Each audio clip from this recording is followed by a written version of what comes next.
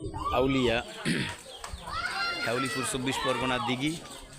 আজকের এই মধু পূর্ণিমায় বিভিন্ন আইটেমের লোকজন উপস্থিত হয়েছেন।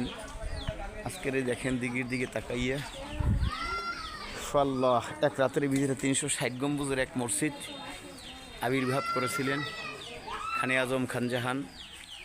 চট্টগ্রাম নাসিরাবাদ পাহাড় থেকে পাথর ভাষায় বঙ্গোপসাগরের তীর থেকে বিষখালীর মোহনা হয়ে যে হেউলিপুর 24 পরগনায় এই 360 বিঘে জমি নিয়ে একটি দিঘি করেছেন।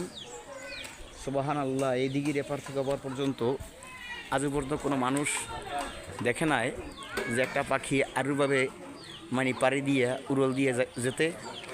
এই সেই আল্লাহর ওলি জেন্দাউলি খানে আজম খান জাহান, তার দরবার শরীফে আজকের এই মধু পূর্ণিমায় আমরা উপস্থিত। শুধু তাই না, দরবারের আশেপাশে অগণিত লোকের সমাগম এবং এদিকেও বিভিন্ন প্রান্ত দোকানপাট সহ আশেকান জাকেরান ধর্মপ্রাণ মুসলমান সর্বস্তরের মানুষ আজকের মন অত্যন্ত খুশি আনন্দময় সহ।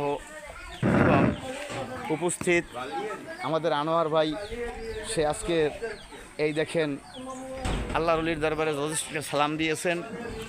তাই আমি আপনাদেরকে বিশেষভাবে বলবো এই খানে আজম খান জাহান আল্লাহর ওলির দরবারে আসার জন্য।